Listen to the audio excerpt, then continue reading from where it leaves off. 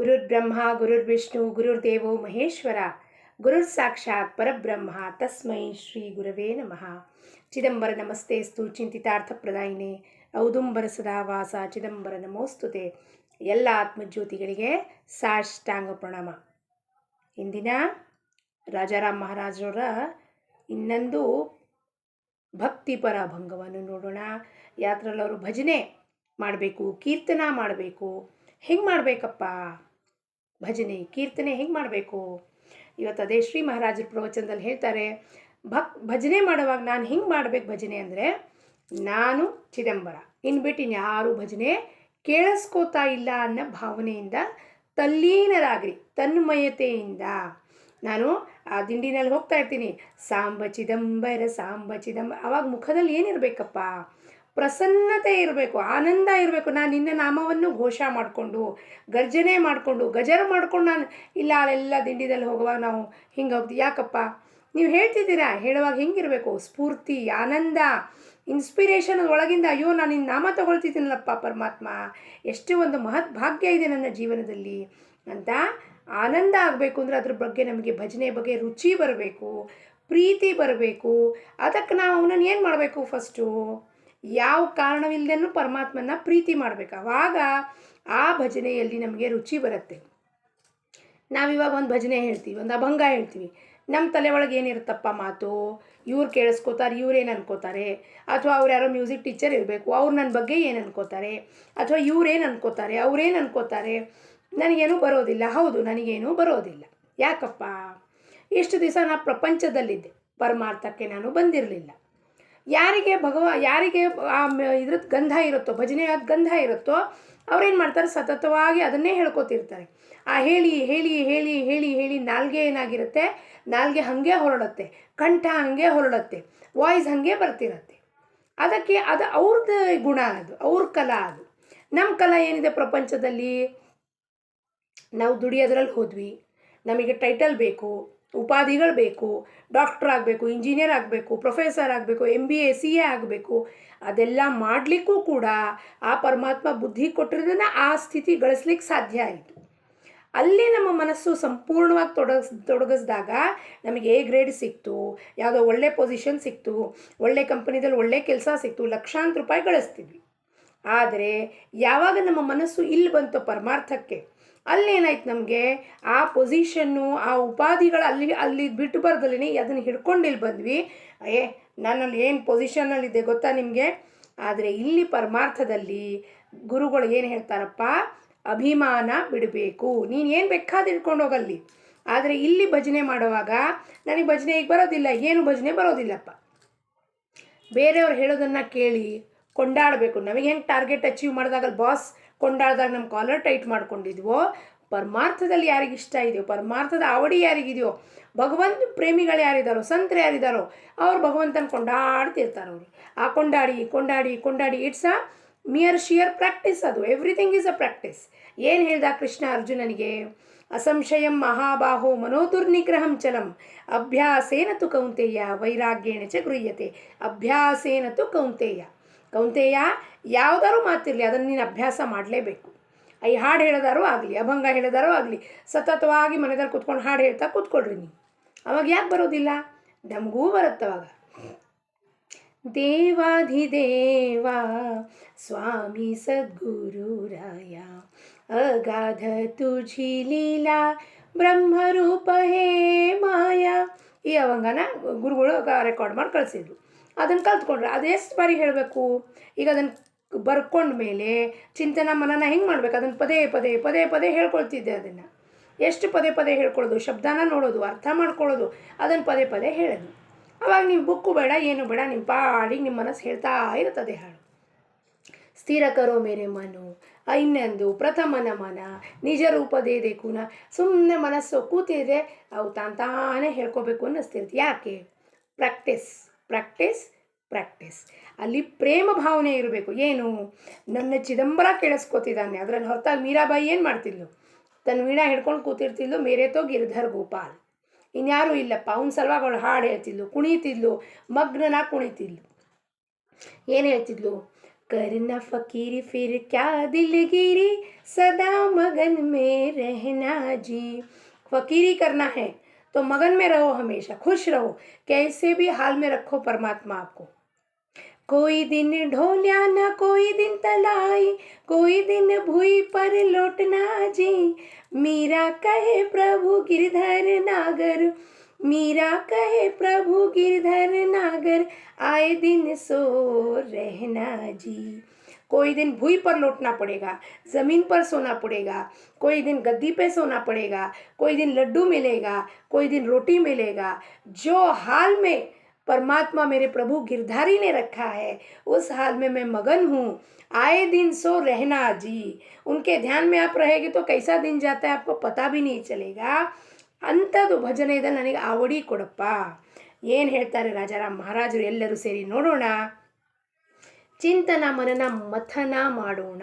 ಮಥನ ಮಾಡಿ ಶುದ್ಧ ನವನೀತನಾದ ಆ ಚಿದಂಬರ ಎಂಬುವ ಜ್ಞಾನವನ್ನು ಎಲ್ಲರೂ ಸೇರಿ ಪ್ರಾಪ್ತಿ ಮಾಡಿಕೊಳ್ಳೋಣ. ಏನು ಹೇಳ್ತಾರೆ?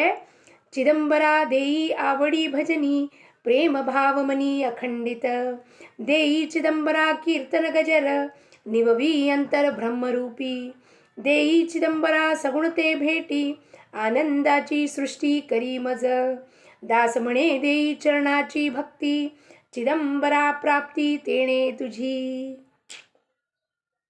ಆವಡಿ ಭಜನಿ, ಭಜನೆಯಲ್ಲಿ ನನಗೆ ಪ್ರೇಮ ಉಂಟಾಗಬೇಕು. ಯಾವ ಥರವಾದ ಒಂದು ಕಾಂಪಿಟೇಷನ್ ಭಾವನೆ ಆಗಲಿ, ಕಂಪ್ಯಾರಿಸನಿಂದಾಗಲಿ ಈ ಭಜನೆನ ಮಾಡಬಾರ್ದು.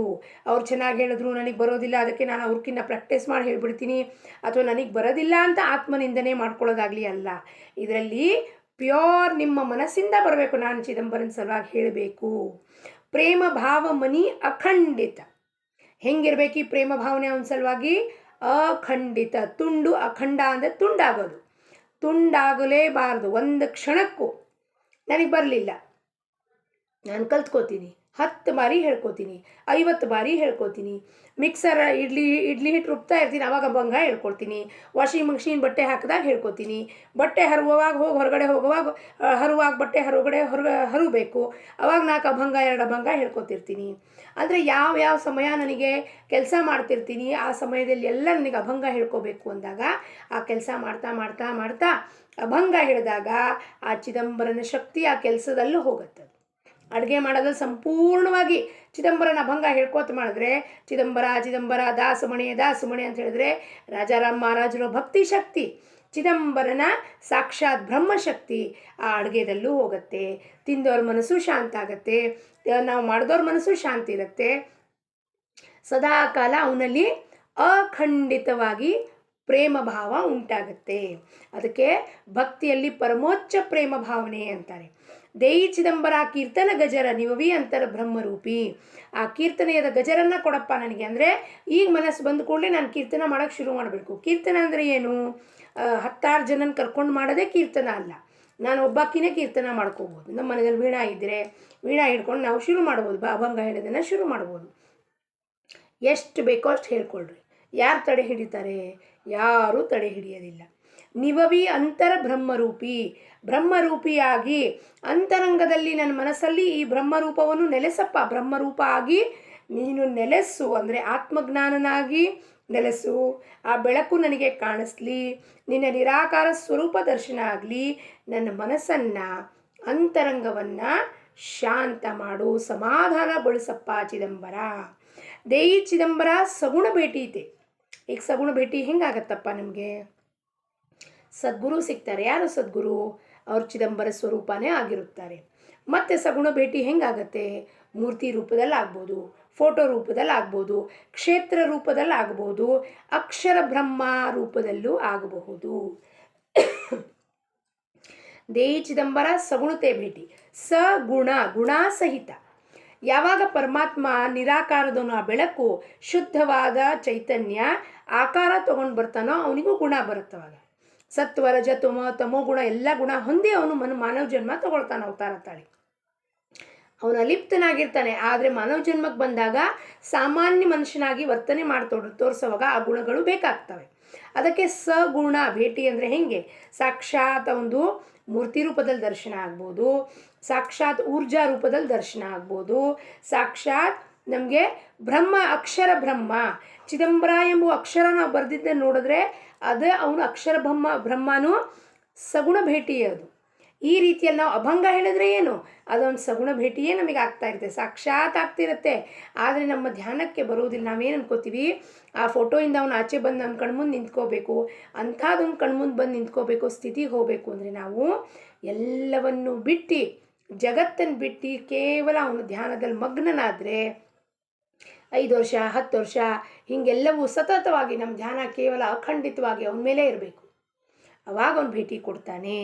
ಆನಂದಾಚಿ ಸೃಷ್ಟಿ ಕರಿ ಮಜ, ಆನಂದದ ಸೃಷ್ಟಿ ಮಾಡಪ್ಪ, ಆನಂದದ ನಾನು ಏನು ಹೇಳ್ತೀನೋ ಆ ಇದರಲ್ಲಿ ನನಗೆ ಆನಂದ ಕಂಡು ಬರಲಿ. ನಾನು ನಿನ್ನ ಚರಿತ್ರೆ ಓದಿದ್ರೆ ನನಗೆ ಆನಂದ ಆಗಬೇಕು, ನಿನ್ನ ಕೀರ್ತನೆ ಮಾಡಿದ್ರೆ ಆನಂದ ಆಗಬೇಕು, ಸುತ್ತಮುತ್ತಲ ಆ ವೈಬ್ರೇಷನ್ ಎಲ್ಲರಿಗೂ ಹರಡಬೇಕು. ಹೆಂಗೆ ಹರಡಬೇಕಪ್ಪ, ಬಂದವರು ಎಲ್ಲರೂ ಆ ನಾಮದಲ್ಲೇ ತೊಡಗಿಸ್ಕೋಬೇಕು, ಬಂದವರು ಎಲ್ಲರೂ ಒಂದು ಅಭಂಗ ಕೇಳ್ತಿದ್ರೆ ತಲ್ಲೀನರಾಗಬೇಕು, ಬಂದವರೆಲ್ಲ ಭಜನೆ ಕೇಳ್ತಿದ್ರೆ ಅದರಲ್ಲೇ ತಲ್ಲೀನರಾಗಬೇಕು. ಎಲ್ಲ ವಾಟ್ಸಪ್ ಫೋನ್ ಎಲ್ಲ ಸೈಡಿಗೆ ಬಿಸಾಕಿ ಅವ್ರ ಧ್ಯಾನ ಕೇವಲ ಆ ಚಿದಂಬರನ ಮೇಲಿರಬೇಕು. ಆ ಆನಂದದ ಸೃಷ್ಟಿ ಮಾಡಪ್ಪ.